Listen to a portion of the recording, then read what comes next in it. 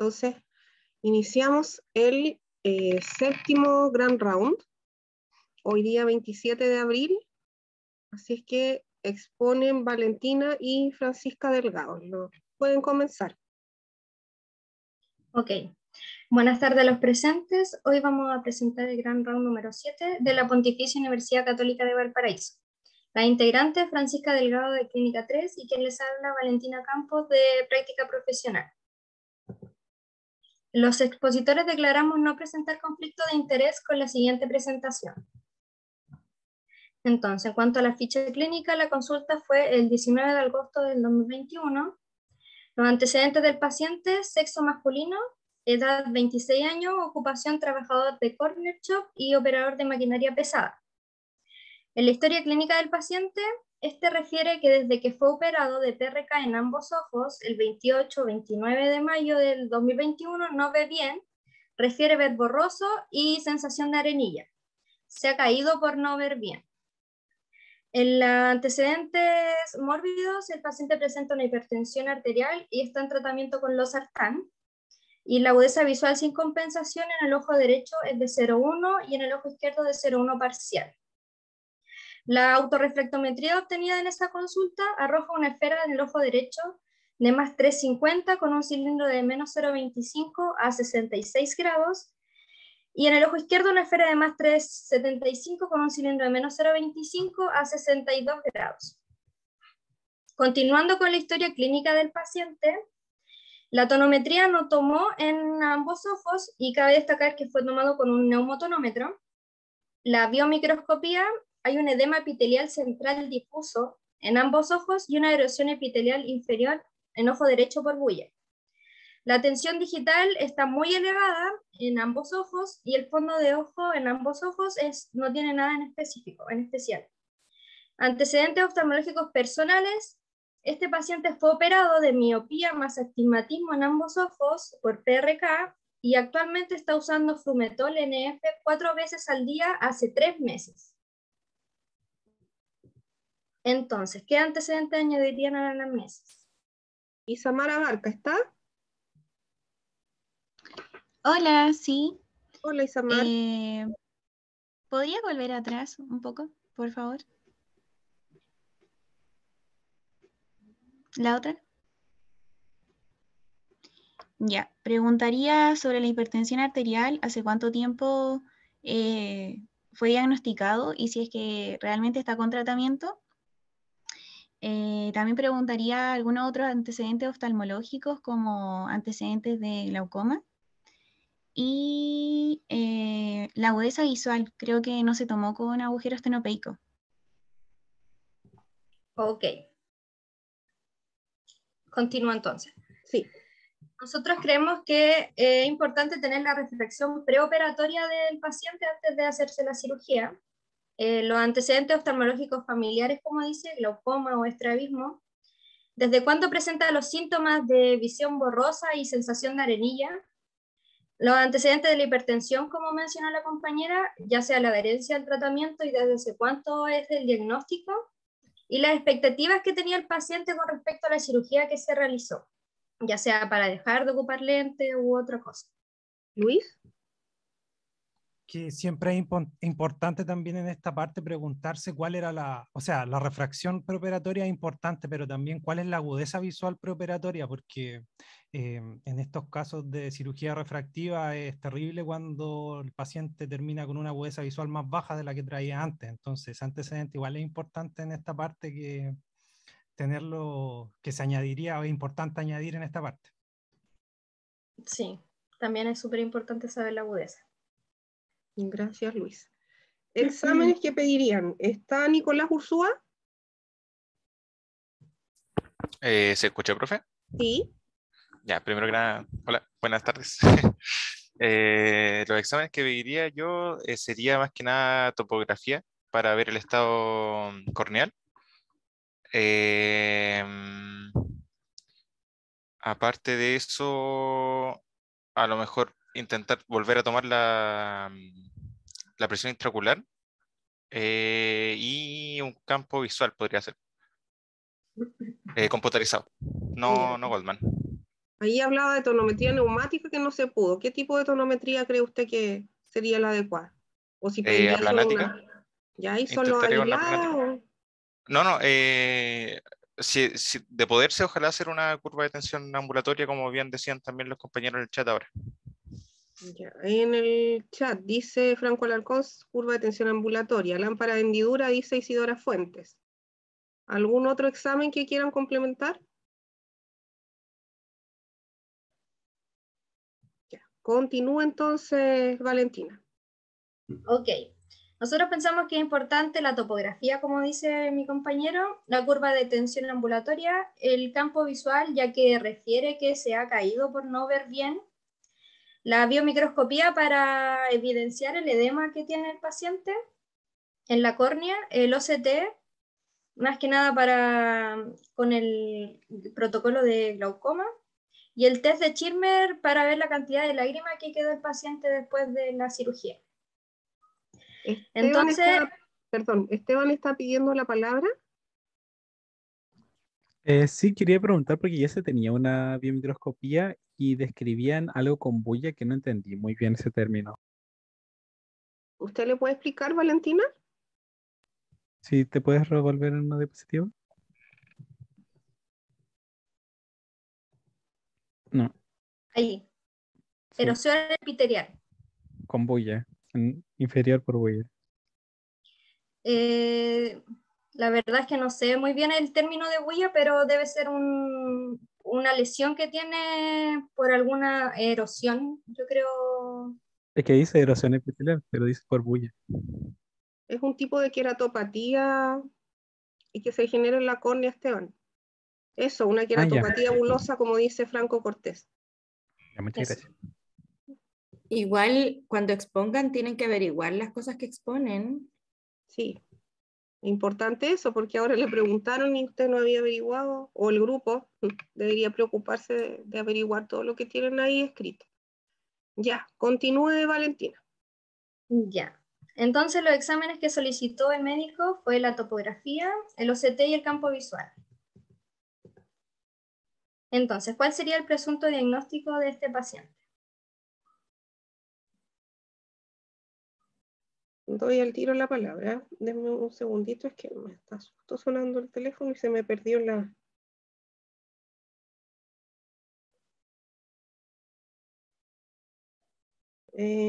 Camila Aguilera. Hola, buenas Hola, tardes. Camila. Astigmatismo hipermetrópico compuesto, primeramente. Bueno, también tenemos el edema epitelial y sospecharía además de glaucoma. Pero en ese caso igual no hay información de la bio, pero igual sospecharía de glaucoma postoperatorio. Okay. ¿Alguien que tenga alguna otra opinión? Continúe, Valentina. El tema, yo quería Perdón. hacer un alcance. ¿Sí? El tema del glaucoma, supongo que habrá sido un glaucoma, no tenemos antecedentes de curva de tensión ni nada, tenemos una aislada solamente, ¿verdad? O sea, ni siquiera teníamos la aislada, porque como no le habían tomado, se tiene una digital, por lo que entiendo, La ¿no? digital solamente se tiene. Que dice que Ah, ya. está evidentemente alterada, al parecer estaría alta, pero no tenemos ninguna como examen, o sea, digamos como examen cuantitativo. Súper. Igual yo pregunté en el centro que se realizó en la neumotonometría y dicen que ese equipo toma hasta 40 milímetros de mercurio. Que superior a eso no toma, habría que ingresar datos para que pueda tomar mayores presiones. Igual a mí me llama la atención que en una consulta oftalmológica no se disponga de una tonometría planática, porque es como básico, creo yo, dentro de... Es un paciente postoperado de refractiva, de láser. No me sirve esa tonometría. Ya. Entonces, ¿continúo? Sí, continúa. Ya, el presunto diagnóstico, como dice mi compañera, el edema epitelial central difuso en ojo derecho y la erosión epitelial inferior en el ojo derecho. en ambos ojos y en la erosión en el ojo derecho, y la complicación postoperatoria nosotros creemos que puede haber sido por un grosor corneal mal evaluado o otro tipo de parámetros, con el glaucoma también y el astigmatismo hipermetrópico compuesto, como mencionaba. Entonces el paciente trae los exámenes que le hicieron un mes antes de operarse. Cabe destacar que el paciente no se operó en el mismo centro donde fue a hacerse esta consulta. Fue un mes antes de operarse estos exámenes y la autorrefractometría arrojó en el ojo derecho un menos 0,25 con un cilindro de menos 4,75 a 3 grados y en el ojo izquierdo un menos 0,5 a menos 0,5 de cilindro con un 175 grados, y el autorrefractómetro con cicloplegia en el ojo derecho marcó un más 0,25 de esfera con un cilindro de menos 4,25 a 5 grados y en el ojo izquierdo un menos 0,25 con un cilindro de menos 5 a 174 grados. La paquimetría ultrasónica muestra en el ojo derecho 595 micras y en el ojo izquierdo 596 micras. El test de Schirmer en ambos ojos es de 16 milímetros y el Pentacam que presentó en ambos ojos dice que era normal y el astigmatismo era simétrico y regular. Entonces aquí se muestran los controles que se realizó el paciente, que son 5 consultas, en las cuales se muestra la evolución del edema más que nada, y las indicaciones que le da el paciente, el médico. Las indicaciones que le da el médico principalmente en la primera consulta fue suspender el flumetol en ambos ojos y dejó Convigan y acetosanamida. Ahí se ven las agudezas visuales que tuvo en la primera consulta. La segunda consulta fue un día después y ya se muestra que hay un leucoma en ambos ojos, sin Haze y sin edema, y mantiene la acetazolamida con el Convigan. Además, indicó lágrimas y un antibiótico. También ahí se muestran las agudezas visuales. Y ya como resumen, en la cuarta consulta, el paciente en la biomicroscopía en ambos ojos ya no presenta el edema y ya no tiene queratitis. Y ahí el médico le manda a realizar el Pentacam, el OCT y el campo visual. Y en la quinta consulta ya lleva un mes de tratamiento con hipotensores y trae los exámenes solicitados. En la última consulta alcanza una agudeza visual sin compensación en el ojo derecho de 0,8 parcial y con compensación también de 0,8 parcial, y en el ojo izquierdo la agudeza visual sin compensación fue de 0,2 y con compensación de 0,7. Ahí se ve ya que las presiones están regularizadas de 13 milímetros de mercurio en el ojo derecho y de 14 milímetros de mercurio en el ojo izquierdo. Entonces, ¿qué es el flumetol que le suspendieron? El flumetol es un corticoide. Es un antiinflamatorio de tipo corticoidal. Ya. Y algo más le iba a preguntar. ¿Estas tonometrías usted sabe si son neumáticas también? Sí, son neumáticas. Todas neumáticas. Sí, todas neumáticas. Okay. Y vale, ahí tienen la agudeza visual y la refracción, ¿no la tenían en la última consulta? No. La última consulta tiene refracción, pero está más adelante. Ya. Entonces el paciente se realiza los exámenes postoperatorios el 23 de septiembre del 2021 y fue 4 meses después de la operación estos exámenes. No sé si alguien quiere describir este primero. Natalia Toledo, ¿está por ahí? Hola, ¿se Hola, escucha Natalia. bien? Sí, se le escucha bien. Ya, entonces, Pentacam de ojo derecho se ve que tiene un astigmatismo irregular, la QS es normal, entonces, o sea, está ok, así que el examen es confiable. Creo que las K también están normales. El apex es de 530 micras y la posición más fina de 518.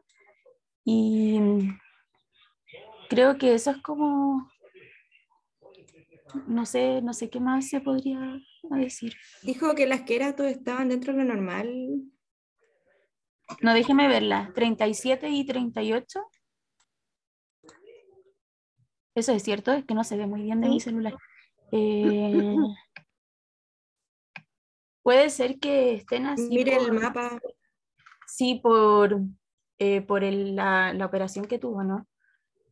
Y dentro de los milímetros centrales, a ver, tiene un +5 en el frontal y en el posterior tiene un +24. Ese está como alterado. Porque debería ser menor a 17 micras.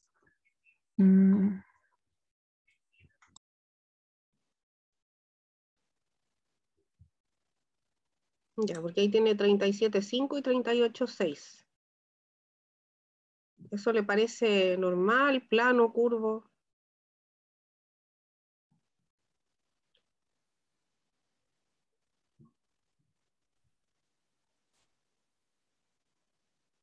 Aquí en el chat dice, la escala relativa y les parece plano, es operar miopía, las Plana, cascas. oh, perdón, profe, estaba hablando y creo que apagué el micrófono. Ok. Plana, profe, sí, perdón. Ay, perdón que me da tos. Ahí Denise dice que es una coneoblata. Ya. Siga Valentina, no sé, Helen, si tú quieres comentar algo de esto. Que podría, mire, en realidad igual decir algo, que me parece que dijo asimétrica o simétrica.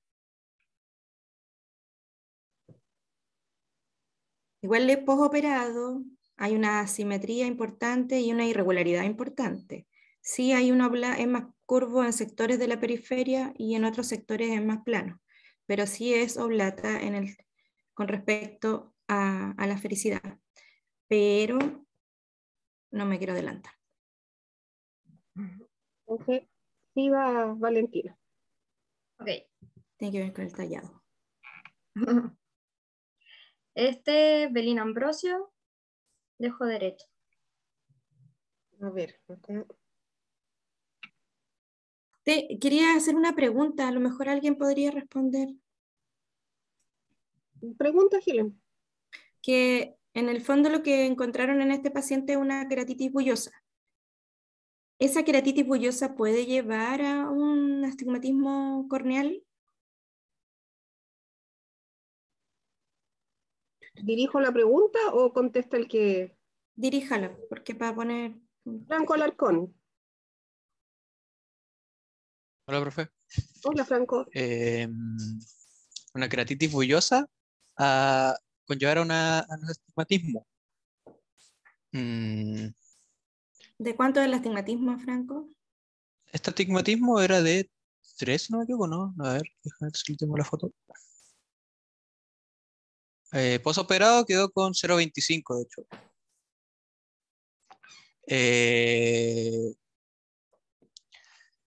Pero es que en todo caso, en este caso, este examen fue posoperatorio, ¿no? Ya tenía tratada la queratitis.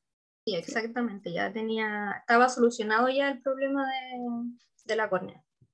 Claro, entonces la pregunta de la profe más que nada dirigida en un caso extra, ¿no? O sea, No, en este paciente, porque en este paciente la única complicación que tuvo postquirúrgica es una queratitis y presenta un astigmatismo de 1.2. pero la queratitis no la tuvo antes y se la trataron y después le hicieron el tratamiento, el láser, así que entendido yo. Tuvo No, queratitis, se lo trataron y después operación. no, yo entendí que fue operado de PRK, se presentó con una queratitis, se trató la queratitis y se hicieron exámenes después de ese tratamiento. Ya, ya, ya. La queratitis fue después de la PRK. La verdad no le podría dar una respuesta clara porque no estoy muy seguro, pero igual pienso yo que también dependería de la edad del paciente. En este caso creo que tenía 26 años. Igual puede darse el caso de que su córnea no sea un poco menos, em, no sé la palabra, no sé la palabra, pero más maleable quizás y la que sí le podría afectar. Pienso yo que en un paciente mayor, sobre 35 años, donde ya tiene la córnea em, menos maleable, eh, no lo pasaría. Yo pienso que en este paciente podría haberle causado ese astigmatismo a la queratitis, pero la verdad que la respuesta exacta no estoy muy seguro. Ok, sigamos. Ya.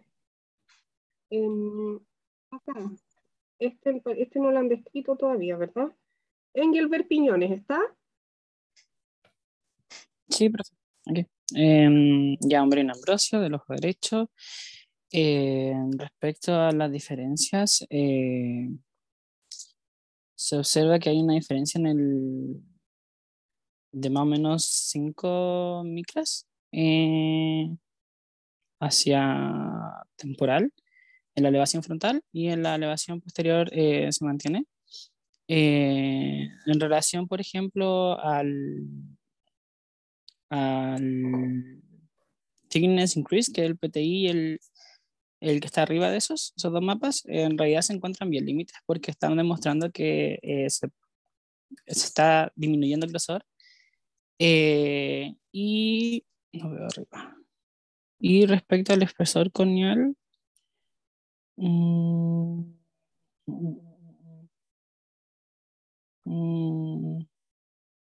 creo que no. El índice de progresión media ya aparece alterado, pero la verdad es que no sabría muy bien cómo qué decir al respecto. Eso. Carlos Ya, Montiel ok. dice, ¿no se hizo microscopía especular previo a la cirugía o información al respecto? No salían los exámenes preoperatorios en la microscopía. Solo aparecía la autorrefractometría, la paquimetría y el test de Schirmer y el Pentagram. Ya. Independiente que acá aparecen los mapas de elevación dentro de los parámetros normales, hay un pequeño borderline en la cara posterior. Hay que tener cuidado con los índices de progresión, ¿cierto? Los thickness. Y están alterados, obviamente, y eso es lo que hay que ir evaluando. Pero es importante lo que dijo Carla, que no se haya hecho. Eso. Ay, Entonces, y de lo que continuamos. comentó Franco, me parece, de los cambios estructurales en la córnea, cualquier tipo, a cualquier edad, si hay algún tipo de cambio en la estructura que intervenga en los índices de refracción, puede inducir algún tipo de astigmatismo o de miopización o cualquier tipo de cambio en la refracción. Ahora, qué tan profundo, qué tan grande sea la magnitud de este cambio estructural también va a ir de la mano con el cambio que se produzca en la refracción. Pero eso puede ser a cualquier edad el cambio, por ejemplo, por una queratitis, no solamente en personas jóvenes. Sí, de hecho nosotros creemos que la autorrefractometría que se tomó en la primera consulta que presentaba el edema está incorrecta, porque ya presentaba el edema, entonces los valores que presentó de un más 350 están alterados. Aquí igual indicar que, que hay un incremento después de los 6 milímetros, un leve incremento, y esto se puede, del grosor, y esto se puede explicar por la operación de PRK que se hizo, ya que la córnea queda más delgada en el centro y un poco más gruesa en la periferia. Se operó de miopía. Okay. Continúe, Valentina. Pentagram de ojo izquierdo.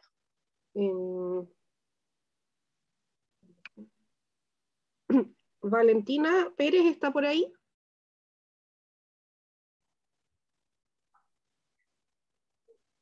¿Se escuchan? Sí. Aló, aló. Sí, la escuchamos, Valentina. Ah, ya, ahora sí es que yo no la he escuchado. Ya, ¿descripción igual? Sí, o lo más importante que destaca de ahí. Ya, OpenTACAM de ojo izquierdo, QS ok, igual que el otro examen, así que bien. Podemos ver en el mapa sagital anterior una córnea con queratometrías bajas, lo cual se justifica por la cirugía refractiva que ya tuvo. Esta córnea, no, bueno, astigmatismo corneal casi nada, de 0,8 dioptrías. Su punto de menor curvatura de 37 y el más alto de 38, así que totalmente bajas las queratometrías.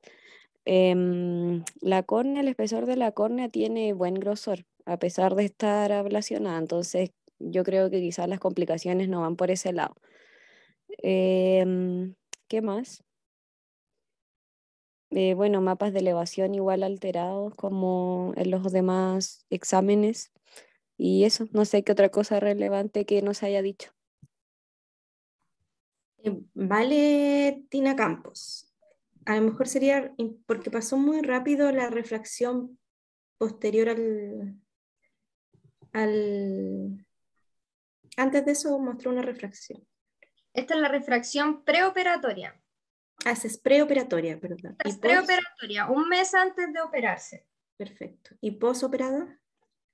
Posoperado tenemos la refracción del paciente, pero en la consulta ya con el edema. Esa es la posoperada, ya. Esta es 3 meses después de la operación con el edema. Posterior al edema. Okay. Con el edema. No, con el edema. Todavía no estaba solucionado el edema. Y más adelante tenemos la refracción que quedó el paciente ya con todos los problemas solucionados. Ok, listo. Ahora, en ese punto es importante preguntarse, ¿un edema es más probable que produzca una hipermetropización como pregunta abierta o una miopización? Buena pregunta.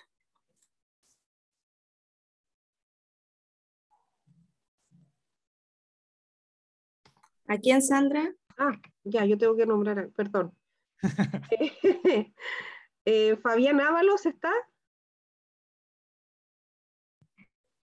Hola.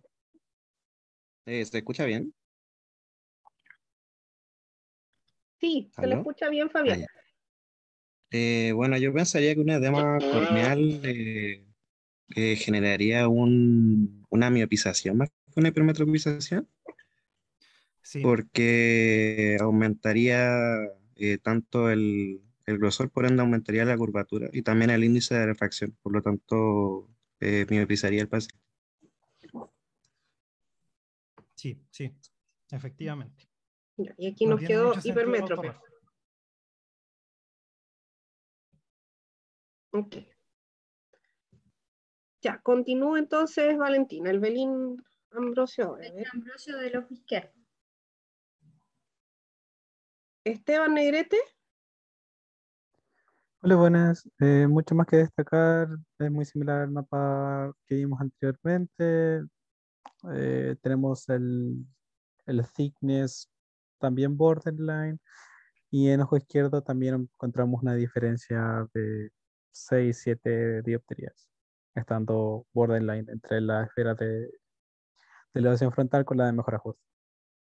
Eso no sé qué más destacar. Ya, avance entonces Valentina. Ojele, no sé, ¿quieres complementar algo? Ya, diga nomás Valentina.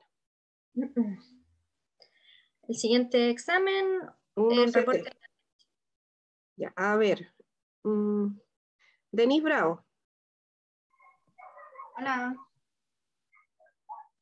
Hola, Denise. ¿Me oye? Sí. Sí, se le oye. Bueno, acá tenemos a la izquierda un 9NH, ambos ojos. Tenemos que se pierde el patrón de doble jiba, se pierde el patrón de, bueno, no hay patrón de mariposa, se pierde el patrón de doble jiba. Tenemos una excavación que pareciera ser bastante profunda y todos los índices están fuera de rango normal. Y al lado derecho tenemos el análisis de ganglional C, que también está súper afectado. Me suena a que podría ser una alteración asociada a esa hipertensión ocular que mencionaron en algún momento. Pero supongo que más adelante veremos. Ok. Sí, está ok. Y el radio de vertical de copa disco en el ojo derecho es de 0,89 y en el ojo izquierdo de 0,83. Hay que recordar la edad que tiene el paciente. Sí.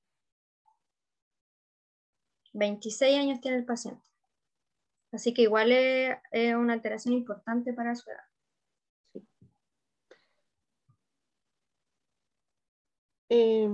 Descríbalo usted, Valentina, nomás, siga nomás. Ya. Raster de ojo derecho de ángulo de 90 grados de 6 milímetros, el cual se observa una interfaz vitreoretinaria libre de alteraciones, un contorno foveal presente, simétrico, regular. Y lo que más cabe destacar aquí es que Si bien en el ojo derecho no se nota tanto, en el ojo izquierdo sí se nota un adelgazamiento de la capa interna de la retina, de la capa de fibras nerviosas, hacia inferior. No sé si se ve ahí el puntero donde estoy mostrando. Sí, se ve. Sí, Que se nota ve el bastante. adelgazamiento. Eso es como lo más... Hay llama- una asimetría a Hay nivel una de la simetría fobia. del contorno foveal. Es Sí, lo aquí, mismo. Que sí. siga. Sí, prácticamente lo mismo. La del adelgazamiento. Este se nota menos que el anterior, es más Es discreto. que ahí, claro, ahí no se ve adelgazado. Entonces, Ya, el campo visual. Franco Cortés.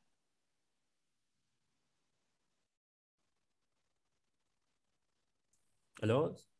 ¿Sí se le escucha? Eh, ¿Lo escribo entero o solo lo que llama la atención? Más que nada los hallazgos, creo yo.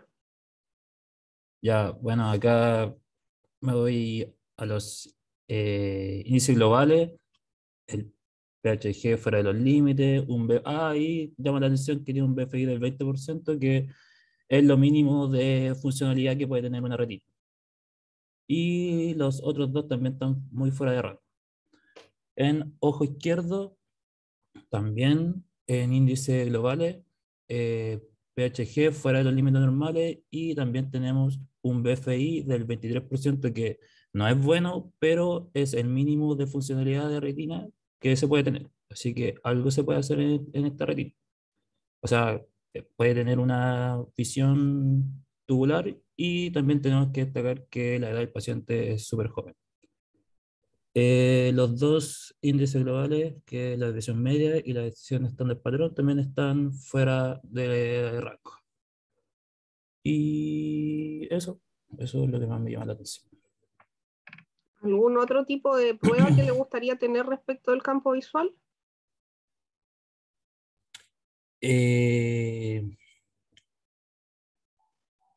Quizás a ver, ¿cómo el nombre? Creo que era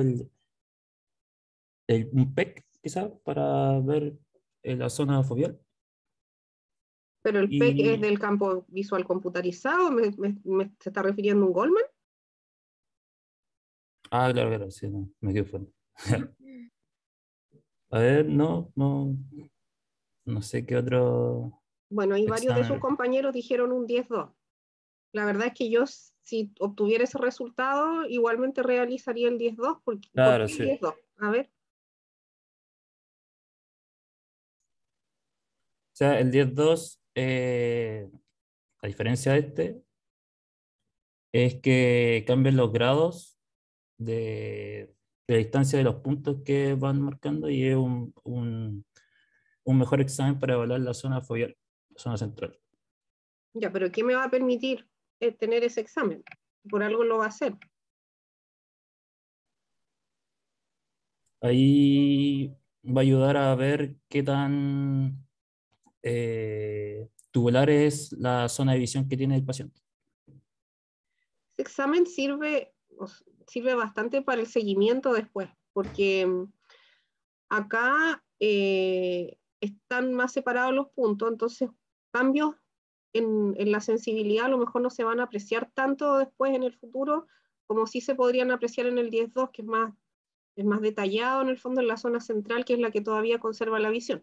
Igual este examen sirve mucho porque se observa inmediatamente que el campo visual estaba prácticamente tubular y el daño glaucomatoso es bien avanzado, más considerando 26 años, una persona sumamente joven. Así que... Una pregunta para Valentina. ¿Y este paciente, así con estos campos visuales y con proceso de hematoso, no manifestó fotofobia en algún minuto? ¿No llegó con fotofobia? no estaba en la ficha clínica esa sintomatología. ¿Vale? Y antes del procedimiento quirúrgico, no, observaciones del nervio óptico no tenía. No, solamente los exámenes que se presentaron fueron los que el paciente llevó a consulta de los exámenes preoperatorios, solo eso que mostré anteriormente. Porque nosotros igual creemos que faltan exámenes preoperatorios que no se le realizaron. Como la presión antes de hacerle el examen, tampoco está. O sea, antes de hacer el PRK tampoco están las presiones. Pero es que una presión aislada.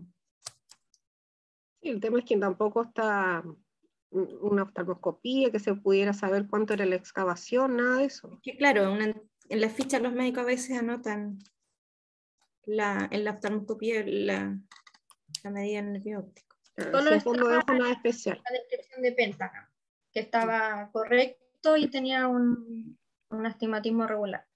O sea, yo este caso lo encuentro grave. Yo también. Pero Sí. también está la posibilidad que haya tenido el glaucoma de antes de la cirugía y no... De antes de la cirugía, que eso es lo raro, que Mm. se dice nada especial con Claro. un fondo de ojo. Bueno. O sea, con este campo visual, el fondo de ojo se va a notar. Sí. Continúe, Valentina. Entonces, ¿cuál sería el diagnóstico? José Luis Herrera.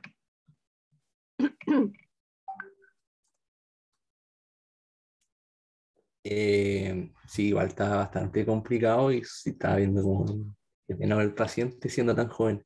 Yo me inclinaría por el tema de glaucoma por el uso de los corticoides, pensando también que también puede estar la opción de que el paciente haya sido también más propenso a glaucoma.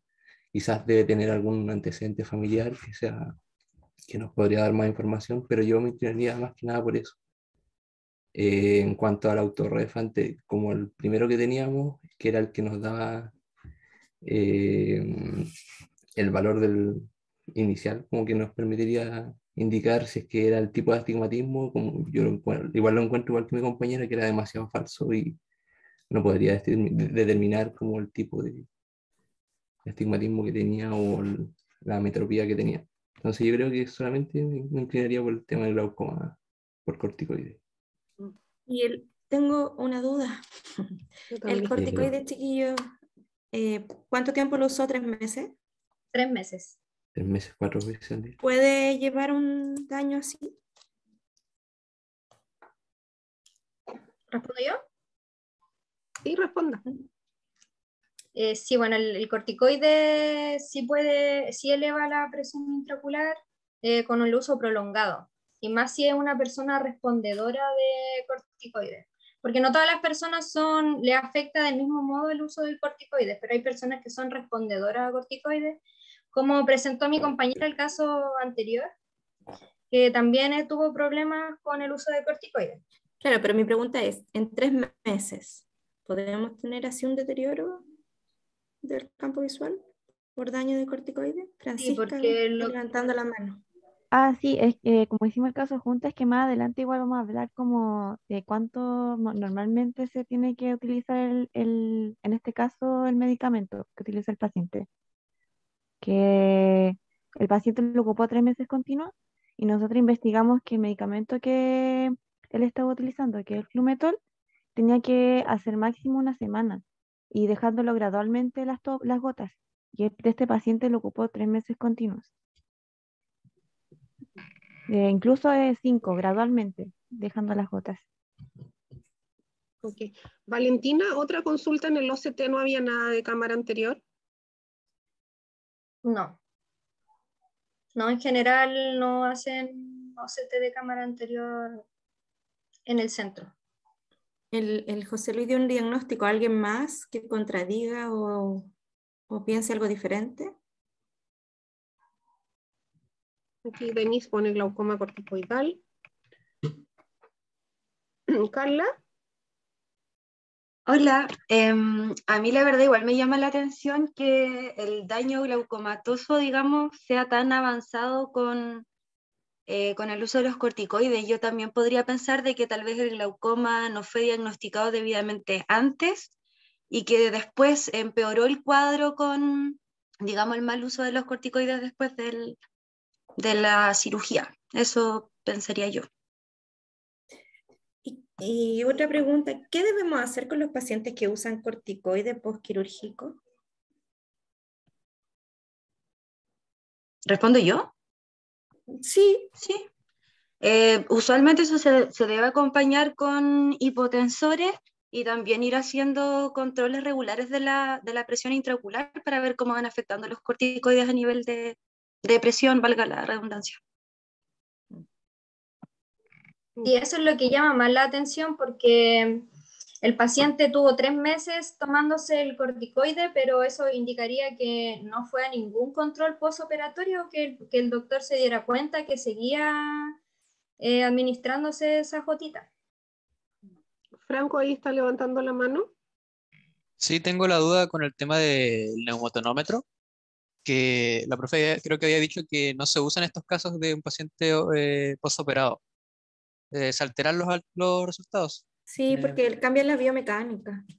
Y Claro. nunca va a ser confiable si estás con un paciente sospechoso. Es diferente cuando te da un paciente muy bajo a un paciente que está con presiones altas o en el límite. Tienes que usar un tonómetro aplanático. Claro, porque le tenían todas las pibas y están todas bajas, de hecho, o sea, normales, 13, 14. O sea, todo el tiempo me hace daño. Y depende mucho del tonómetro también, porque hay tonómetros de aire que tienen distinta intensidad Ya. de flujo. Ya, eso. Esteban. Sí, que se estaba hablando un poco de otro diagnóstico, pero fundamental también el diagnóstico que se tenía, porque dentro de las consultas que se hizo al día de suspender los corticoides, se reguló bastante la presión intraocular. Bueno, y también se pusieron, si no me equivoco, inhibidores de anhidrasa carbónica, pero pasamos de presiones dactilares a presiones de 11, 13. Así que creo que está bastante claro el motivo. Sigamos. Sí, siga Valentina. Ya, entonces, el diagnóstico de glaucoma de ángulo abierto secundario por uso de corticoides. ¿Y cuáles serían los tratamientos y las indicaciones? Ya. ¿Podemos tener ese diagnóstico si no tenemos la cámara anterior?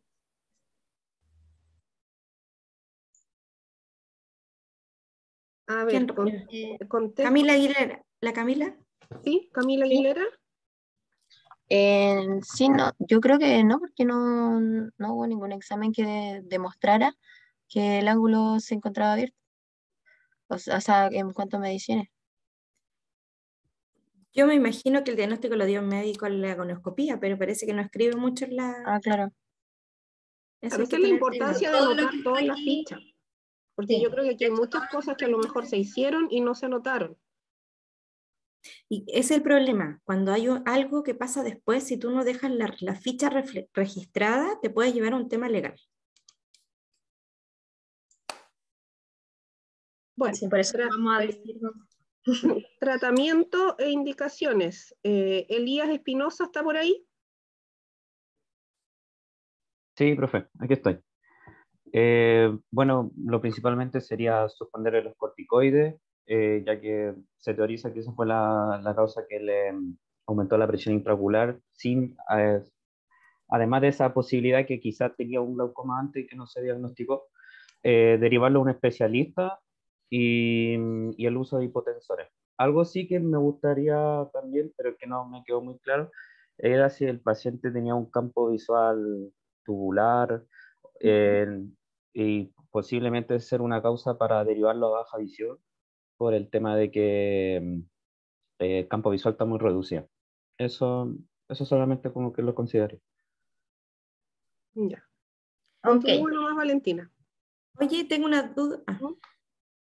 No, la Vale ya lo puso, parece. Ya. Era para poner la farmacoterapia. Creo que igual es bueno. Ya, entonces, tratamiento de indicaciones, suspender el uso de corticoides.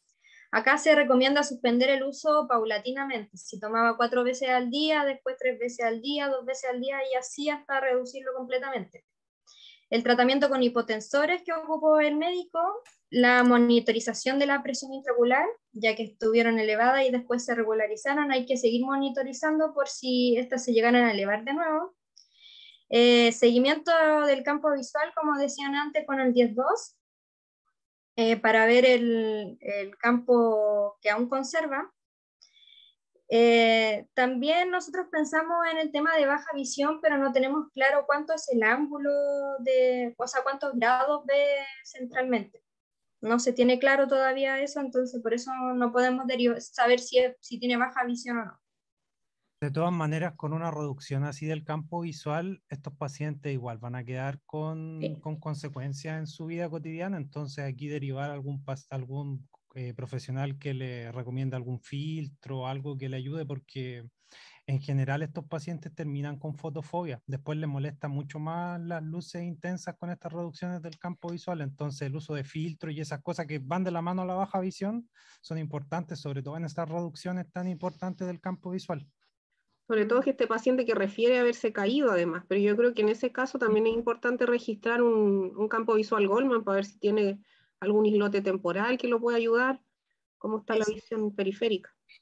Y igual hay que proyectar, este paciente 26 va años. a perder más visión, por lo tanto no nos sirve esa regla tan estricta, lo mismo con los niños. Hay que ser cuidadoso con eso. Y por último, el médico hace una interconsulta a un especialista en glaucoma. Entonces, como decíamos anteriormente, el paciente después del PRK se encontraba usando el flumetol, que su compuesto es fluorometolona, 4 veces al día hace 3 meses, que es un tiempo muy considerable, considerando que la bibliografía dice que se debe ocupar máximo 1 semana. Entonces, como pronóstico, nosotros encontramos que es reservado porque tiene una gran pérdida del campo visual. Y ahora lo que pedía la profesora Helen, que es la refracción con la cual quedó el paciente ya con todos los problemas, con hipotensores, con la suspensión del flumetol y sin el edema. ¿Algo que les llame la atención a los alumnos de la refracción nueva? En cuanto a alguna complicación que podría tener este paciente con esta nueva refracción. Verónica Gómez, ¿está por ahí? Sí, aquí estoy. Más encima. ¿Ah? Más encima. Yo creo que podría costarle adaptarse porque la diferencia es muy grande entre ambos ojos, en las esferas. Y aparte de eso, algo más que eso sí, por la anisometropía es importante, y aparte de eso, ¿cuál es el astigmatismo que más molesta? Por ahí están escribiendo en el chat. Claro, los ejes, que está Hay un muy eje que oblicuo, sí. quedó bien, o sea, 80 no debería molestar El de tanto, pero hay uno que 50, está a 50, claro. entonces eso a nivel de adaptación es astigmatismo oblicuo y complicado. Sí. La mansa Condoro. Más encima. Sí, yo primero había entendido que había quedado con un -5, por eso me traspapelé. Pero después capté, dije, no puede ser, miré la topo, no puede ser. No, y también recordar que la agudeza visual sin compensación del ojo izquierdo es de 0,2. O sea, igual aumenta mucho con la compensación. Qué bien caso. Entonces, el rol del tecnólogo médico es dar buenas las indicaciones y recalcar en esta, ya que nosotros no tenemos los antecedentes que el médico le recetó. Por ejemplo, no sabemos por cuánto tiempo le recetó el medicamento, tampoco cuántas veces al día, cada cuánto. Entonces es importante la educación al paciente, de que él entienda de que es importante tomarse bien los medicamentos y de los efectos secundarios que podía tener el tomárselos mal. Y por otra parte, el manejo del paciente, por la frustración que le causaría haber perdido el campo visual, porque no sabemos el por qué se operó de PRK, pero lo más probable es que haya sido para ver bien y dejar de ocupar lentes. Y es como, al final obtuvo más complicaciones de las que él quería solucionar. Yo quisiera corregirle la palabra tomarse por aplicarse. ¿Ya? ¿Por qué se lo digo? Porque usted dice tomarse, nosotros todos entendemos que es una gota, pero hay pacientes que si usted le dice tómese algo, se lo va a tomar. Okay. Así que ahí tenga cuidado con el uso del lenguaje. ¿Ya? A mí me gustaría igual corregir, o sea, no corregir, sino que agregar que el rol del tecnólogo médico también está ahora en la optometría y en hacer una buena refracción con este paciente. O sea, si esa refracción era lo máximo de agudeza visual que se podía obtener, eso hay que irlo incorporando gradualmente al paciente, porque si no el paciente se cae, como le pasó, va a tener problemas de adaptación, problemas de la percepción del espacio, sobre todo con un astigmatismo oblicuo. Entonces eso se puede hacer de forma cuidadosa para proteger al paciente de este tipo de cosas y para que no sea tan, tan terrible todo. Entonces ahí también está nuestro rol, Y porque la optometría la aquí, manejamos nosotros. sí, y otro rol, o sea, este paciente es un paciente que hay que tratarlo con un equipo multidisciplinar. O sea, yo creo que tiene que ir al psicólogo, tiene que ir a baja visión, que también tenemos que ver nosotros, pero ahí está la vocación de preocuparnos del paciente y de orientarlo, porque no siempre es bien orientado en los lugares que se atienden. Normalmente llegan a otros lugares después. Y no también hay que evitar los conflictos, pero con con los lugares que fueron atendidos antes, porque vamos a tener muchos pacientes, lo que hay que hacer es darle soluciones al paciente de forma rápida, inmediata y derivarlo a un psicólogo o a un psiquiatra, no sé. Ahí es como el cuadro completo. Es complejo porque ir a operarte porque tenías lentes y quedar ciego a futuro. Sí, es súper complicado. Continúe, Y no Valentina. sabemos si él se puso las gotas o el médico se las recetó, No sabemos si el médico se la indicó mal o él siguió porque si fue mal un la indicación. médico normal, cualquier paciente va a poner una demanda, me imagino. Y posiblemente no fue al control, donde se suponía que le Eso es lo tenían más que... importante. Claro. Entonces por eso hay que educar bien a los pacientes. Siga, Valentina. Entonces, como conclusión, el glaucoma inducido por corticoides es una forma iatrogénica de glaucoma secundario de ángulo abierto que puede conducir a la ceguera si no diagnosticado a tiempo, ya que los esteroides son ampliamente utilizados en la práctica clínica para el manejo de muchas enfermedades, tanto sistémicas como oculares. Es por esto que se debe hacer esfuerzo importante para detectar la elevación de la presión intraocular de forma temprana y así evitar este tipo de neuropatía óptica. También se ha demostrado que la elevación de la presión intraocular por el uso de corticoides puede ocurrir dentro de horas o semanas cuando se usa tópicamente en personas que son respondedoras a corticoides. Bueno, ahora, así, yo. Sí, ahora yo le voy a hablar como bien brevemente para no quitar más tiempo sobre los papers que escogimos. El primero es del 2017, que son de los factores de riesgo que predicen la hipertensión ocular inducida por esteroides después de la queratectomía fotorrefractiva, perdón. En este se seleccionó un grupo de pacientes que se realizaron PRK entre el 2000 y 2015 y tuvieron un seguimiento de 3 meses de la presión intraocular con un tonómetro Goldman. Y después de una semana y después de 1, 3 y 6 meses del procedimiento. Además que cada grupo de pacientes se contaba con diversos regímenes de esteroides para tratar el post-PRK. Y finalmente concluyeron que casi el 3,0% de los pacientes post-PRK desarrollaron hipertensión ocular inducida por los esteroides.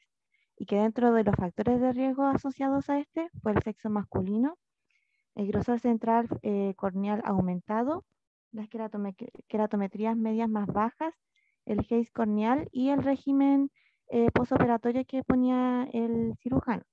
Que es por esto que los factores de riesgo que podrían ayudar a los oftalmólogos a determinar qué individuos merecen una observación más cercana o enfoques farmacológicos antiinflamatorios alternativos. Y ahora acá, bueno, la tabla de cada uno de los parámetros de los pacientes no respondedores y respondedores. Siguiente.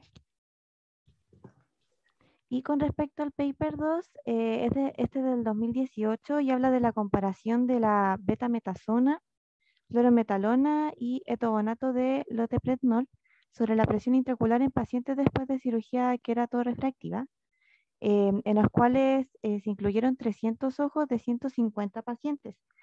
Y a los pacientes se le asignaron aleatoriamente uno de los 3 esteroides.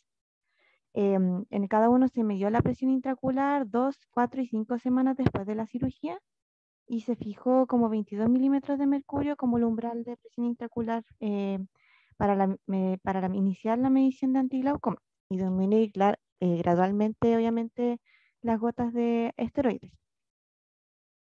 Como gráficos podemos ver que el loteprednol y la fluorometolona se asociaron con un mayor y menor aumento de la presión intraocular.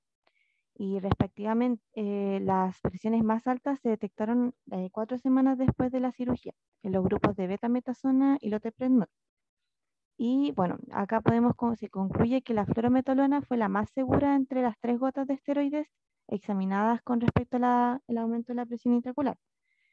Y eso sería que justo fue la fluorometolona el que ocupó este paciente, pero sin embargo en todos los papers ambos había un control una semana después del procedimiento y a los meses. Y este paciente nunca acudió a ningunos controles.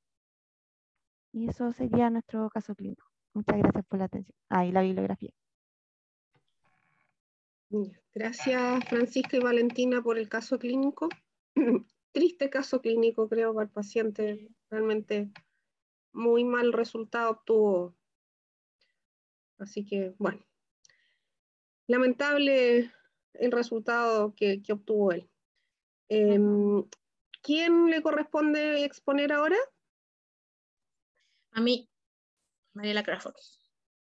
Ya, Mariela. Puede compartir entonces. Mi compañero Elías va a compartir.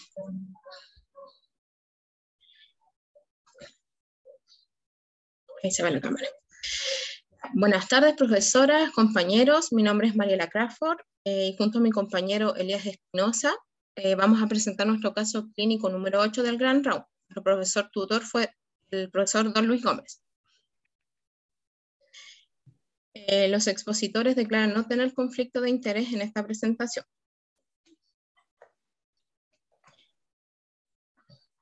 Anamnesis. Antecedentes del paciente. Paciente de sexo femenino, de ocupación terapeuta floral. Fecha de nacimiento, a la fecha de la consulta tenía 64 años. El motivo de consulta fue porque quería renovar sus lentes y ella sentía que necesitaba aumento para cerca y además sentía que se le desviaba el ojo derecho. Los antecedentes oftalmológicos: fue operada de estrabismo hace 20 años atrás, relata no acordarse con exactitud, no dio mayor información. La paciente acude con sus lentes progresivos. La paciente acude al tecnólogo médico en abril del 2021.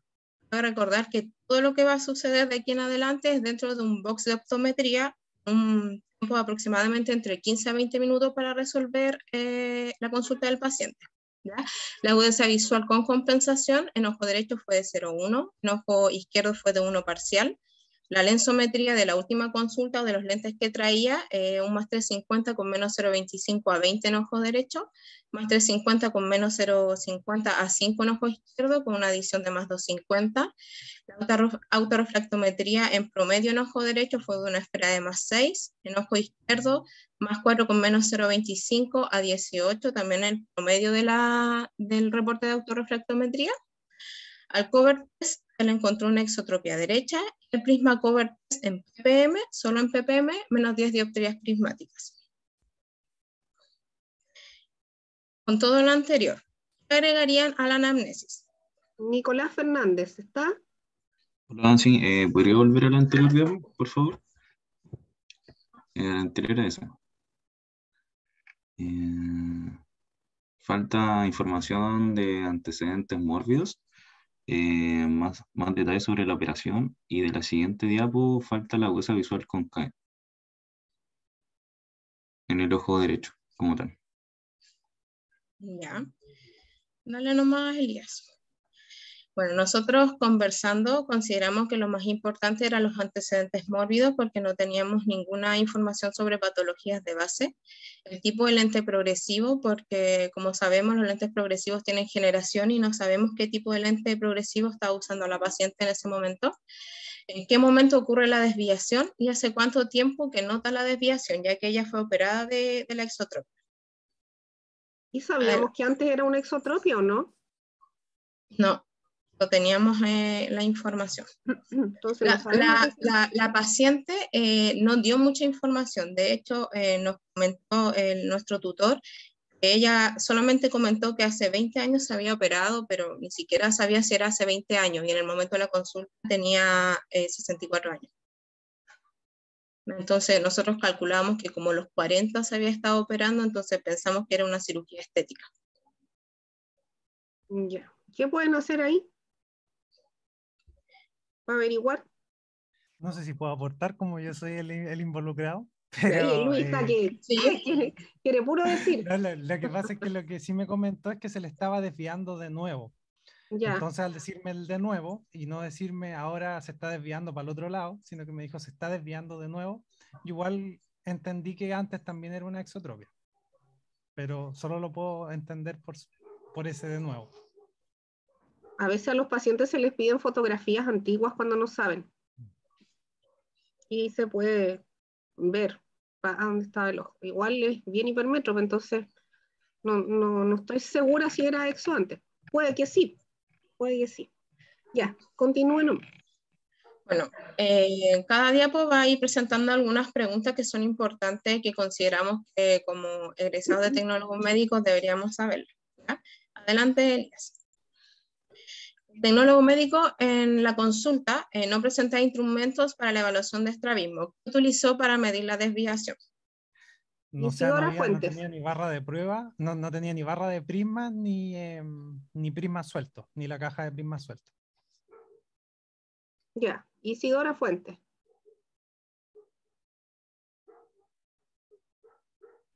Hola. Hola. No tenía prismas. O sea, no tiene barra de prismas ni prisma suelto. ¿Qué utilizó para medir la desviación? No se me ocurre en estos momentos, la verdad. Ya hay dicen test de Pero es que Hitchcock, dice, sí, dice los pero es que prismas. dice medir, entonces no sé con qué se mediría más como el ángulo de Pero desviación. aquí hay una opinión que yo creo que es lo que pasó. La Darla dice los prismas de la caja de lente, porque si son 10 dioptrías, tiene prismas en la caja de lente. No llegan a muy alto, pero algo hay. Exactamente, fue los prismas de la caja de lente, y nosotros decidimos poner esta pregunta porque generalmente no conocemos los instrumentos que tiene la caja de lente, y en la consulta optométrica podemos desenvolvernos mucho mejor sabiendo que contamos con estos elementos. Generalmente la caja de prisma tiene prismas de 0,5 dioptrías prismáticas hasta 8, algunas tienen hasta 10. Sí. Esos prismas sirven harto cuando uno, por ejemplo, le piden, bueno, yo les he dicho ya que el test de adaptación prismática no, desde su base no es lo mismo que piden los médicos, pero cuando ellos están pensando en una prismación, si el ángulo no es muy alto, los prismas de la caja de lentes sirven harto para poder probar eso, porque los puedes dejar en la montura, por los otros es complicado dejárselos al paciente. Y en todo caso el Hitchcock también sirve. Si ya no tuviera ninguna de esas cosas, o sea, con una lucecita nomás podría tener un indicio. Para las forias igual yo lo encuentro práctico, para las forias, porque ahí se pueden repartir también en la montura. Sí se les puede dar buen uso. Ya, continúe.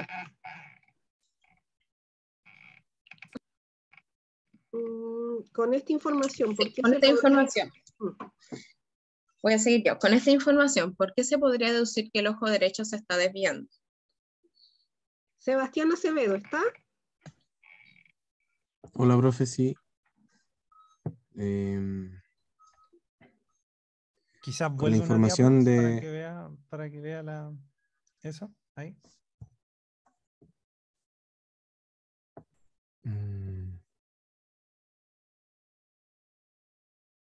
No sé, tendría que pensarlo un ratito más. Pero por ahora no se me ocurre. Engelbert, Esteban y Darla dicen por la huesa visual. Ah, ya, pero es que igual por el tema de que no teníamos los antecedentes mórbidos, igual esa huesa visual me genera dudas, pero sí, por la huesa visual no lo había pensado. Bueno, nosotros pensamos como grupo y junto al profesor que la paciente tiene una anisometropía claramente, y el lente que ella traía, que tenía esfera de más de 50 en el ojo derecho, estaba con un equilibrio binocular. No tenemos más información del tipo de lente y del médico que la atendió, que llegó, su progresivo era hace 4 años, el que traía. Entonces, una de las opciones es la anisometropía, entonces por lo tanto le bajaron la potencia para que ella se pudiese adaptar al multifocal, y eso sería la respuesta en anisometropía. Adelante. Sí, lea usted nomás. Ya. ¿Cómo se mide un lente multifocal en un lensómetro que no tiene la opción para medir un multifocal? Esta pregunta va dirigida para los lensómetros manuales. Cruz y Corona. Darla Brunet.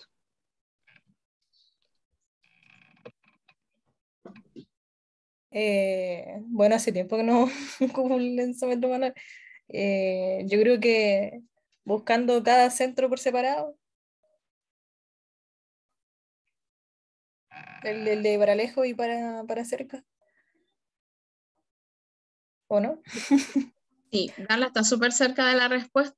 Generalmente vamos a medir la potencia de lejos en el multifocal, vamos a anotar el eje que corresponde, porque generalmente la potencia de lejos es la que uno puede sacar más fácilmente, y luego vamos a medir la potencia de cerca en la zona inferior del lente. Con eso vamos a tratar de deducir la adición del progresivo o del lente multifocal, y con eso vamos a obtener la receta completa. Otra forma de medir un multifocal o saber la adición es mirar el lente, ya que tiene una marca de agua con la adición, se mira hacia la luz. Y ahí uno puede saber más o menos la adición del lente. Eso les iba a comentar yo, que al menos cuando a mí me tocaron pacientes con multifocales que iban a computarizado cuando trabajaba en el ISB, que ahí teníamos un lensómetro manual en ese tiempo, yo medía bien arriba nomás de lejos y después buscaba esa marca que dices tú y ahí sabía cuál era la adición que tenía. El problema es cuando están muy gastados, sí, porque ahí no se borra bueno, todo. puede ser. A mí al menos los que me tocaron siempre se lograba ver. Es que era un centro privado, Sandra. Puede ser. Ahora en el hospital, es que pocos pacientes tenían multifocal en el hospital, pues si les entregaban separados. Pero además en el hospital poca gente sabía usar el lensómetro manual. Sí, es como bien extraño, pero eran pocos los que sabían usarlo, incluso dentro de los oftalmólogos. Sí, me pidieron algunas veces ir y medirlo. Bueno, sigamos. Sí, historial de consulta. La primera consulta, la paciente se atiende con médico oftalmólogo por lentes y le receta un progresivo en la cual no tuvo buena tolerancia. Y la segunda consulta se atiende con otro médico oftalmólogo para renovar sus lentes, y con este progresivo se obtiene una buena tolerancia, que son los lentes de la consulta actual, los que trae para medir. Elías. Pregunta de nuevo. ¿Por qué la paciente no tuvo una buena tolerancia con el primer lente progresivo? Valentina Campos. Hola. Puede que no haya tenido buena tolerancia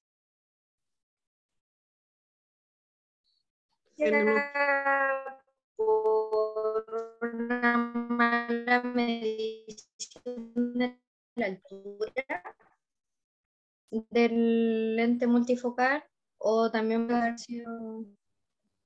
Se escucha que se me queda pegado. Sí, yo no sabía si era yo la que se había quedado pegada a usted. La verdad que justo se entrecortó la respuesta. Por lo menos yo aquí no escuché casi nada. Ya, yo digo que es por la altura a lo mejor, que le tomaron mal la altura para hacerle el lente progresivo. Depende también del lente que le recetaron, de la amplitud que tenía del marco o de la distancia. Ya, súper bien la respuesta de... Es que Francisca levantó la mano. Ya. Sí, es que estaba pensando que además de a lo mejor la medición de la altura, puede ser que a lo mejor el primer lente era de baja gama y después en el segundo lente que se le dieron era de más alta gama, y a lo mejor lo que le afectaban eran las zonas de aberraciones que del lente, y que después con el segundo lente, si es de alta gama, estaría más, se acostumbró más. Hay algunas opiniones en el chat también. Esteban Negrete dice la anisometropía. José Luis Herrera, canal de transición delgado, es zonas de aberraciones grandes. darla al autorrefractómetro, igual marcaba mucha más potencia, quizás le dieron mayor graduación en el otro lente y más adición también de la necesaria. Eso creo que es lo que está en el chat por ahora. Ya, súper bien la respuesta. Muchas respuestas para esta pregunta. Lo principal es poder recetar un lente con una buena altura y una buena distancia pupilar a la paciente. En ese momento no sabemos si se le desviaba el ojo, que era el primer lente de la primera consulta. Entonces, también es importante saber, como otra compañera lo nombró, la generación o la gama del multifocal, ya que los primeros progresivos son de corredores más cortos, de campos visuales más angostos, y ahora existen unos que son más amplios. Entonces hay que tener todos esos parámetros, incluyendo el tipo de armazón que eligió la paciente. También puede ser que si es que se le desviaba el ojo en ese momento, estuviese mirando por la zona de aberración del multifocal. Eso sería. Esteban tiene la mano alzada. Sí, quería más o menos consultar sobre a la persona se les compensó la exotropia hace mucho tiempo. Entonces quería preguntar si en el lente se le recetó la potencia total del que necesitaba, onda, la potencia que se nos mostró ahí, de +3, para un ojo que ve 0,1. Mira, Esteban, con el lente que venía es de la segunda consulta, ella tuvo una buena tolerancia con ese lente.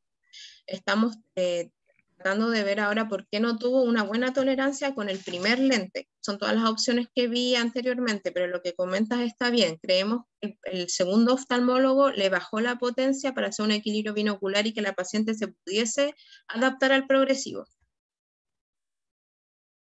Sí, porque eso me llama la atención, la lensometría que fuera tan normal para un ojo que tiene visión de 0,1. Sí, exactamente. Pero más adelante igual se va a resolver más tu duda. Adelante, Elías. Hipótesis diagnóstica. Vicente Petersen, ¿está? ¿Aló? ¿Y se le ¿Se escucha, escucha? Vicente? Sí. Ya, como hipótesis diagnóstica, primeramente el astigmatismo hipermetrópico que tienen ambos ojos, y obviamente la exotropia del ojo derecho. ¿Sí? ¿No? Adelante, Elías. Sí, súper bien, Vicente.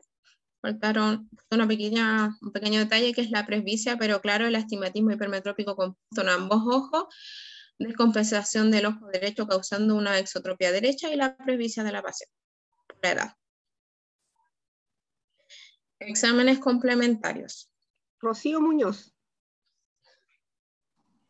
Hola. Antes que conteste la Rocío, esta pregunta está enfocada a los exámenes complementarios dentro del box, con los materiales que tenemos. ¿Ya? Ya.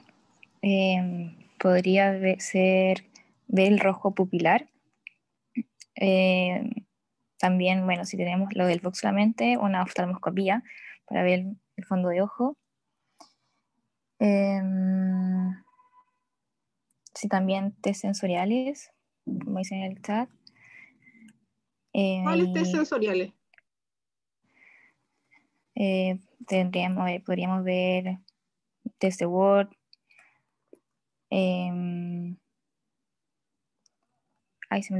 Filtro rojo también podría ser. Y esto se me ocurre en este momento. Ya, súper bien. Adelante, Elías. Bueno, estos son los exámenes que se podría haber hecho y no se hicieron por tiempo. ¿Ya? La agudeza visual con CAE, rojo pupilar, oftalmoscopía, test de Word y prisma cover en más posiciones porque solamente se hizo en PPM. Procedimiento en consulta. Lo que se le hizo a la paciente fue la refracción subjetiva. Llegando a la refracción, le probó un lente progresivo a la paciente con la potencia completa en ojo izquierdo. Luego se le probó un monofocal en ojo derecho. A la paciente se le hizo caminar y leer con resultado positivo. La paciente se sentía cómoda. Y finalmente se le hizo una retinoscopía para verificar que la potencia positiva en el ojo derecho coincidiera con la potencia que se encontró en el reporte de autorrefractometría. Ahora, con lo anterior, ¿es posible probar un lente progresivo en la refracción subjetiva? Camila Gutiérrez. Hola, Hola, Camila. estoy pensando. ¿Es posible probar un lente progresivo en la refracción subjetiva? No entiendo muy bien a qué se refiere comprobar que el lente haya quedado bien. Que acá lo que entiendo yo al menos de la pregunta, porque en general cuando se está en la consulta optométrica se prueban en la gafa de prueba los lentes, pero habitualmente se tiene una caja de lentes monofocales. Claro. Nunca lo había pensado probarlo con lentes progresivos, en verdad. Aquí en el chat hay alguna respuesta. Dice, hay cajas de lentes progresivas, dice Engelbert, lo mismo dice José Luis Herrera y Carla Montiel. Ah, ya. Entonces, si hay cajas de lentes progresivas, sí. Sí, efectivamente, con la caja de lente progresiva, esta pregunta la quisimos poner porque existe esta herramienta que es muy útil para los pacientes que quieren dejar de usar lentes o dos lentes porque les molesta y quieren empezar con progresivos, o simplemente te dicen el bifocal no me gusta porque se ve feo, etcétera, por la media luna, entonces quieren comenzar con progresivo.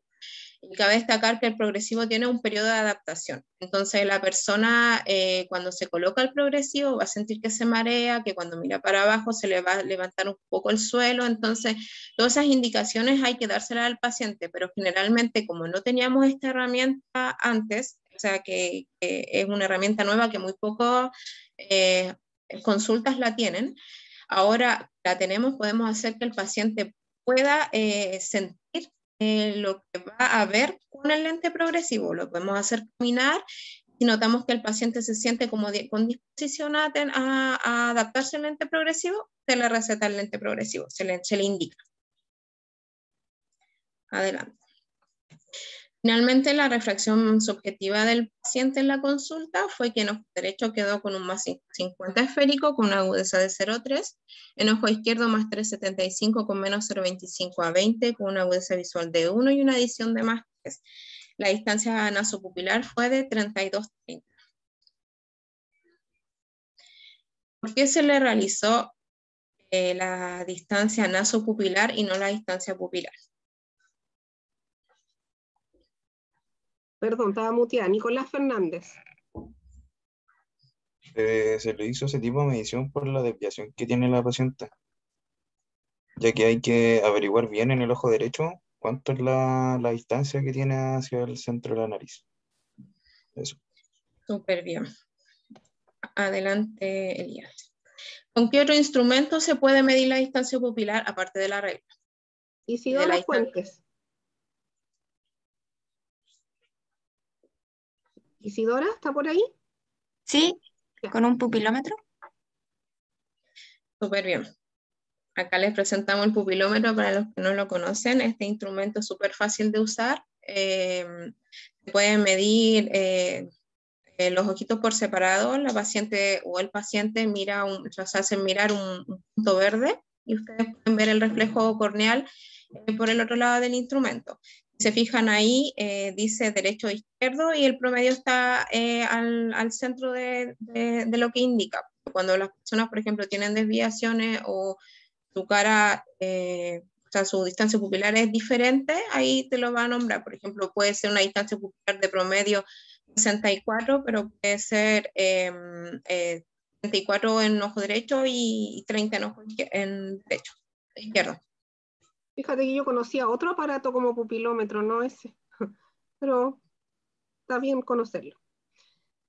Síganos más, Mariela. Adelante. Tratamiento. Posibles tratamientos para la paciente. Camila Gutiérrez. Bueno, el lente multifocal que se le recetó.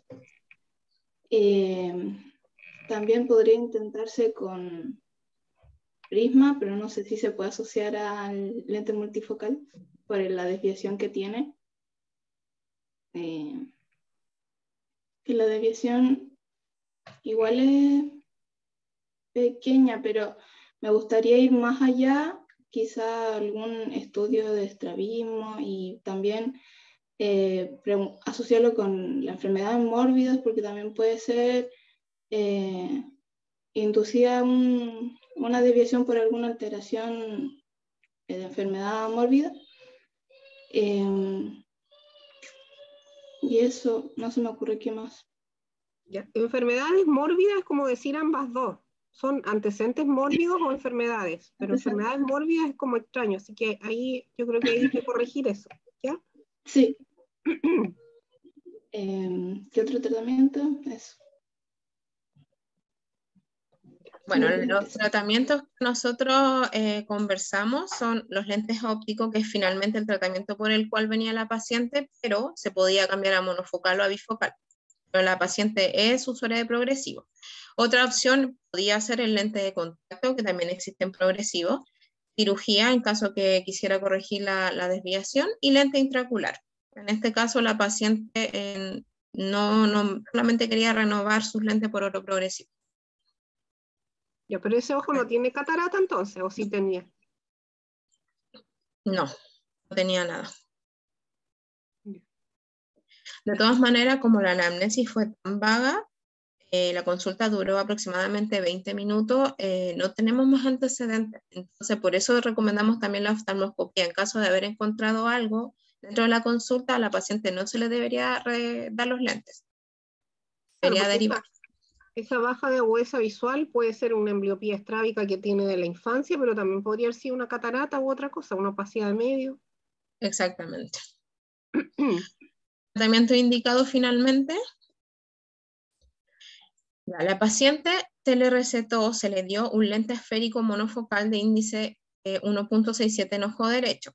Además, se descentró el lente positivo en ojo derecho, el más 550, o sea, la receta nueva, para simular o para inducir un prisma con base nasal que compensara la desviación.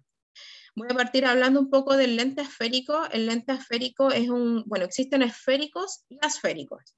Entonces, cuando nosotros nos encontramos con potencias altas y si el paciente puede, uno le puede, me refiero a los recursos, uno le puede recetar un lente esférico. El lente esférico lo que hace es disminuir la curva base, se ve un lente más plano y además elimina las aberraciones periféricas.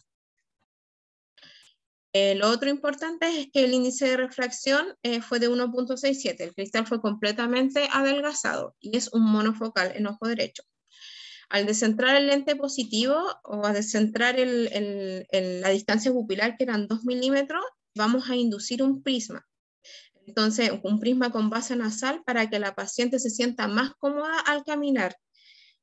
Aquí nosotros discutimos bastante porque deberíamos haber hecho un estudio de estrabismo para especificar o para llegar a un consenso de qué se le iba a dar a la paciente en esa potencia, en ese lente. En realidad la paciente se sentía cómoda con el lente monofocal en ojo derecho. En ojo izquierdo se le recetó un cristal progresivo de corredor corto, tal cual como ella venía con su lente. No se le cambió de generación, siguió con el mismo multifocal. Ahora es importante mencionar para que también entiendan más o menos lo que se hizo, que porque hubo una DP de 30 y la otra de 32, que ese centro óptico no quedó, o esos 32 de distancia pupilar no coincidían con su desviación, porque hubiese sido 36 o 37, por ahí, porque estaba más desviado el ojo. Pero era importante que el centro óptico del lente quedara cerca, pero que no quedara justamente, quedara cuadrado con la exotropia, porque la idea era que se induciera precisamente esta dioptrías prismáticas. En este caso era importante que fueran de base nasal, porque ella ya tenía un precedente de que no se había adaptado a la prescripción anterior. Entonces ahora si nosotros poníamos demasiado aumento, podía hacer que se sintiera incómoda.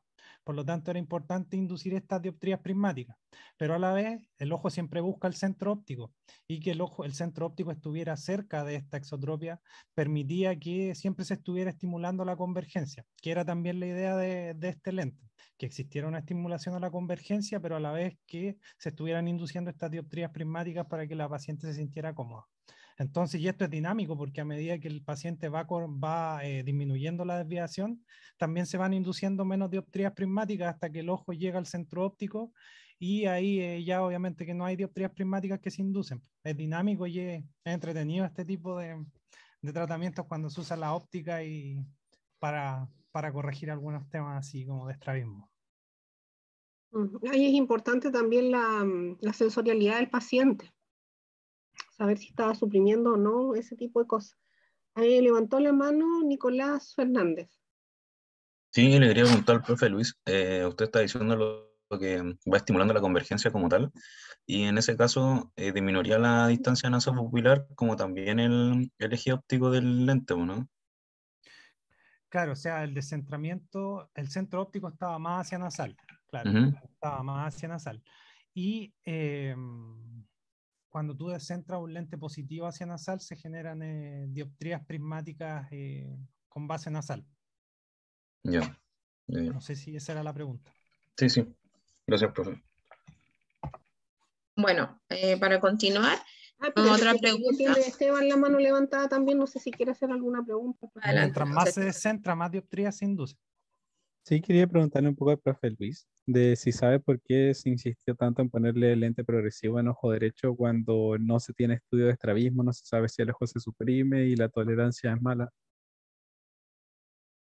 No sé, pero la primera oportunidad un oftalmólogo le dio, yo creo, todo el aumento, tuvo mala experiencia. En el segundo le bajó el aumento al oftalmólogo y lo toleró bien, pero como consecuencia de que bajen todo el aumento del ojo derecho, trae quizás que se produzca esta exotropia, aparte por 4 años. No sé si nos estamos adelantando, Mariela. Un poco, pero continúe, Mariela. Ya, ¿cómo influye el índice de grosor en el lente? ¿Alguien que me pueda hablar de los índices de refracción? Sebastián Acevedo.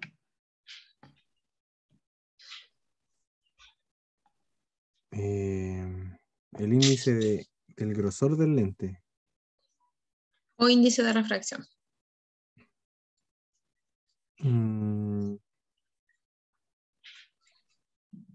No, la verdad es que no sabría cómo explicarlo. Darla Brunet. Acabo de responder en el chat, profe, y dije que al aumentar el índice de refracción se disminuye el grosor del lente. Efectivamente, disminuye el grosor del lente, estéticamente es mejor para el paciente, y en algunos casos, por ejemplo los aféricos, disminuye también las aberraciones periféricas. Adelante, Elías. ¿Qué parámetros son importantes para que una persona tenga una buena adaptación para un progresivo? Franco Alarcón. Eso dilo tú nomás porque ya lo dijeron. ¿Sí? Bueno. Ya hablaron de eso. Ok, continúa nomás, Mariela, entonces. Ya, bueno, rapidito, los parámetros más importantes, no lo hemos dicho. Los parámetros más importantes, aparte de la distancia pupilar, nosotros tenemos que saber que hay que tomar una altura. La altura es muy importante, ya que si queda desplazada el paciente no va a ver. Nosotros como tecnólogos médicos tenemos que tener la capacidad de poder identificar una altura mal tomada, ya sea por nosotros, por error del montaje o por error de la persona que vendió el lente. ¿Ya? Los otros parámetros importantes son el ángulo pantoscópico, el ángulo panorámico y la distancia al vértice. No todos los multifocales toman todos estos parámetros, pero el más importante es distancia pupilar y altura. Adelante. Los pacientes no serían candidatos para un lente progresivo.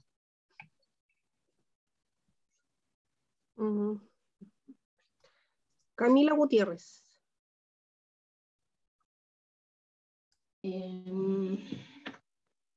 ¿Qué pacientes no son candidatos para el lente progresivo?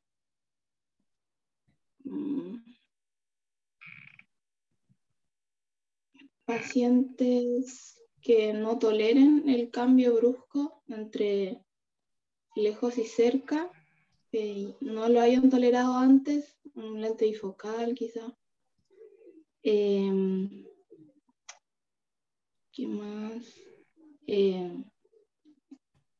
Pacientes que tengan alguna desviación importante también, porque no se necesita tener una buena distancia pupilar, como nombraron anteriormente. Y eso se me ocurre. Y aquí hay algunas opiniones en el chat. Francisca Delgado dice pacientes con estrabismo. José Luis Herrera, aquellos que estén demasiado acostumbrados a usar lentes por separados para lejos y para cerca. Valentina Muñoz, usuarios de bifocales. Franco Cortés, mientras más índice... esto es de ahora, sí. Mientras más índice de refracción, menor número de AB, aumenta la dispersión de la luz. Para disminuir esta aberración cromática se usa lente asférico igual. Bruno dice pacientes mayores con una plasticidad sensorial disminuida. Natalia, personas mayores que les va a costar acostumbrarse. Claro, eso mismo. Ya, súper bien. Las personas mayores generalmente, bueno, siempre llegan con ganas de poder usar solo un lente y no estar con los dos lentes para cambiárselo, pero generalmente si ustedes están viendo que la persona, por ejemplo, una persona en la tercera edad, 70 años, ustedes saben que le va a costar un poco adaptarse al lente, es mejor no recetarle el lente y tratar de una manera recomendarle que siga con su monofocal. Por ejemplo, dar en opción de monofocal a bifocal también es complicado porque el cambio de visión lejos a cerca, ya que el bifocal tiene dos focos, más brusco. O sea, el cambio es lejos a cerca, en cambio el progresivo o el multifocal es progresivo, entonces el cambio es como más amigable para la adaptación. ¿Ya? Entonces serían los pacientes añosos o los de tercera edad, o también pacientes muy nerviosos en el cual uno le está contando cómo va a ser la adaptación del lente multifocal y te van a contestar por lo general, no, es que yo no me voy a adaptar, o al uno se nota que está un poco negado, entonces mejor tratar de seguir por la línea del monofocal y no como incentivarlos a que compren el multifocal o adquieran el multifocal. Y por supuesto los pacientes con desviaciones muy grandes, uno sabe que como los multifocales tienen un corredor, quizás con desviaciones no van a poder seguir ese corredor como corresponde. Adelante. Rol del tecnólogo médico, ya para ir finalizando, aquí voy a hablar un poquito de los índices de grosor, el índice de refracción, los materiales y los tratamientos. La foto que tenemos acá del lente es el lente finalmente de la paciente del caso. Este lente no se le entregó por una clara razón. Ahí está el ojo derecho asférico 1.67 con un más 550, si se dan cuenta es un lente muy delgado esférico.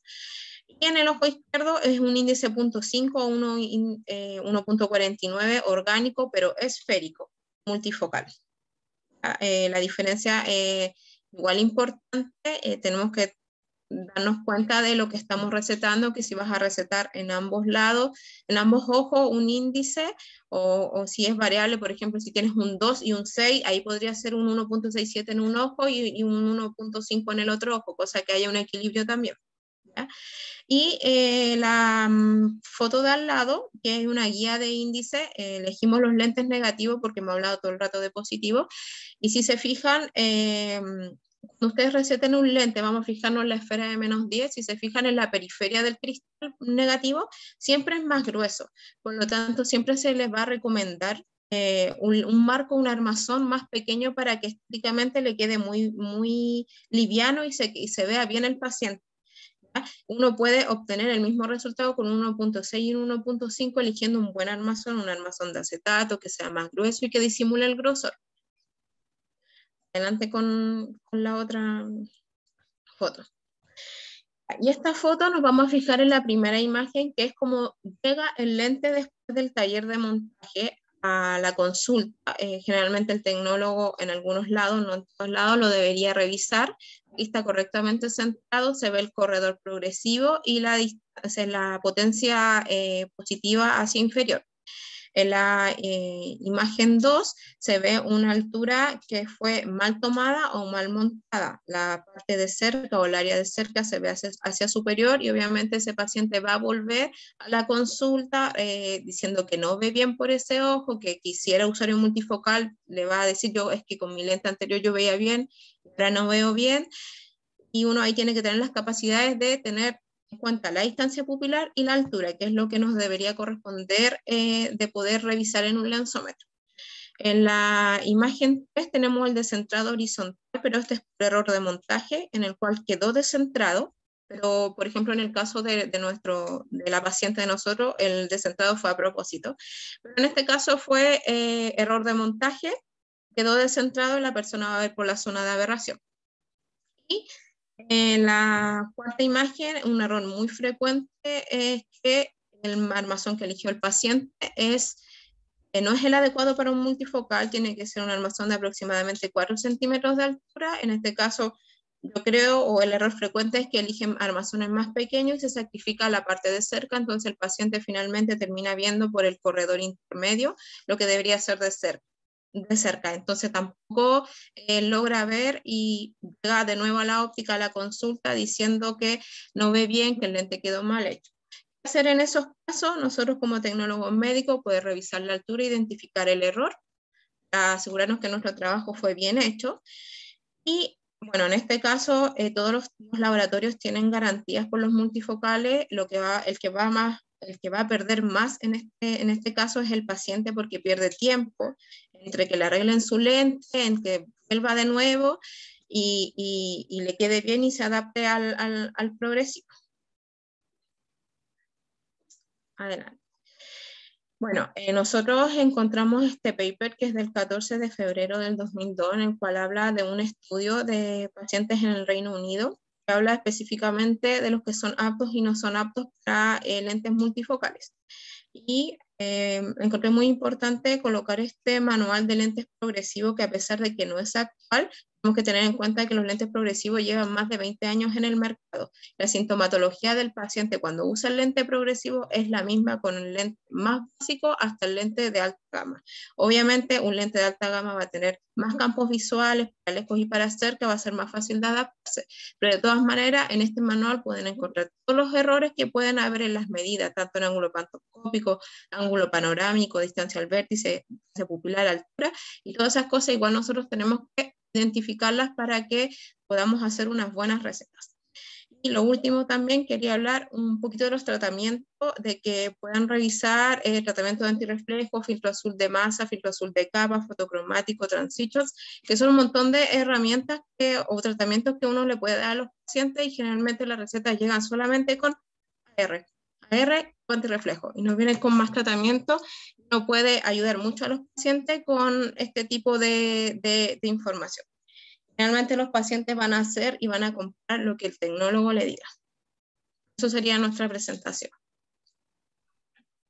Gracias, Mariela. Súper interesante y gracias, Luis, también por todo el aporte en este caso. Vale la pena decir que, no sé si lo dijo Mariela, pero vale la pena decir que ahora justo voy manejando a buscar a mi hija, pero vale la pena decir que me llamó la paciente 3 meses después diciéndome que el ojo ella notaba que estaba menos desviado, que estaba considerablemente menos desviado después de este tratamiento con el monofocal, pero asférico.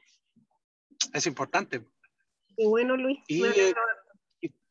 y bueno, y el control se lo di en 1 año y medio más, podría haber sido antes, en 1 año y medio, 2 años, porque este tratamiento igual es caro, o sea, comprar un lente asférico es caro, un lente progresivo es caro, entonces para que ella también ocupe el lente y no tenga que gastar plata en tan poco tiempo, llegamos al consenso que entre 1 año y medio y 2 años está bien para seguir intentando más cosas, porque si se dan cuenta, le puse un 5.50 y ella antes ocupaba un más 3, me parece, con una edición de 2.50, y es igual de cerca le daba un 5.50, o sea, peor de cerca no va a quedar igual de lo que estaba viendo antes de cerca, pero ahora de lejos tiene una estimulación mucho mayor, y eso lo más probable es que haya hecho que también su ojo mejore en cuanto a su desviación.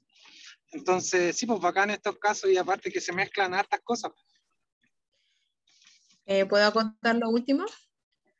Sí, claro. Quería decir que el trabajo del tecnólogo médico, bueno, realmente cuando egresan, siempre vamos a llegar a operativos, oftalmológicos, a ópticas como primeros trabajos, y ese tipo de trabajo es un trabajo en equipo junto al vendedor de la óptica, el que ofrece los lentes, y al montajista. Si uno de nosotros tres falla, falla toda la estructura o la confección del lente multifocal.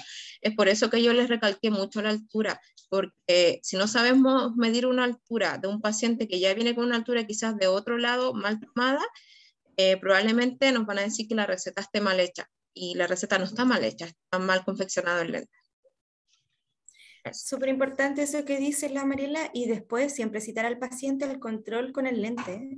Eso hace que uno valide también cómo queda después de lo que tú solicitaste y dar bien las indicaciones. Yo trabajé para el otro lado y a veces los profesionales no dan bien las indicaciones. Entonces colocan solamente las dioptrías y eso. De hecho, esa es la importancia también de la caja de prueba progresiva, porque si tenemos la caja de prueba progresiva, ¿quién mejor que nosotros mismos para dar las indicaciones en cuanto al uso de un progresivo? Dentro de la misma consulta lo hacemos leer, ajustamos las distancias, ajustamos detalles en cuanto al caminar, a la posición de la cabeza, cuáles las expectativas que debe tener el paciente, cómo debe ser la percepción del espacio. ¿Quién mejor que nosotros mismos desde la consulta y desde lo empírico para educar al paciente con estas herramientas, por ejemplo? Sí, pues, estamos totalmente de acuerdo. Y lo otro que vi yo, que de repente es súper bueno colocar que la receta es incompleta o no la corrección incompleta, porque después llega la óptica y lo atiende un contactólogo, no tecnólogo médico, y le dice, ay, no le dieron todo lo que necesita, y le hacen la sobrecorrección. Entonces, eso es importante registrarlo. Igual Que sí, podría por agregar- ejemplo, en contactología igual, eso igual tiene que pasar sí o sí porque hay una distancia al vértice diferente, entonces las recetas al aire la igual sí o sí corrección, tienen pero a veces que... tú estás haciendo un tratamiento, ellos no lo ven eso, Claro. ellos hacen la corrección completa. O sea, Y ese, no en base al ese tema, tratamiento. Es distinto cuando un paciente que no tiene una desviación y que solo es la metropía, pero en estos casos es diferente. y ese tema igual está como súper en boga porque en otros países pasa que en todas las ópticas hay un optómetra. En todas las ópticas hay un optómetra. ¿Y qué pasa cuando una persona se cambia de óptica y estaba siguiendo un tratamiento con un profesional? Es como lo que se trata de evitar que pase, pero pasa porque hay guerra de precios. Entonces, actualmente, bueno, acá en Chile igual ahora se está dando guerra de precios, consulta gratis, y las personas se cambian de óptica como cualquier cosa. Pues, y ahí que está el problema de cuando hay un tratamiento detrás, porque por más específico que yo quiera hacer, igual podría ser que el paciente no le quede claro, si a los profesionales quizás les cuesta entender lo de las dioptrías prismáticas que se están induciendo por descentrar el lente 2 milímetros, eso al paciente le cuesta más, y que llegue con esa información a otro profesional puede que no lo entienda. Entonces eso yo creo que también nos va a pasar en Chile, ese problema de que la guerra de precios trae estas cosas como consecuencia también. Por eso es como bueno que vaya en la receta alguna información mayor, ¿o no?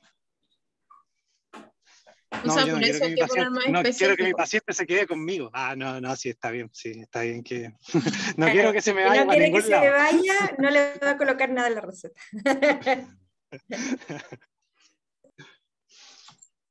Bueno, pues eso sería nuestra presentación. Espero que les haya gustado, que les haya servido y tengan cuidado con las distancias pupilares. Súper buenos los dos casos.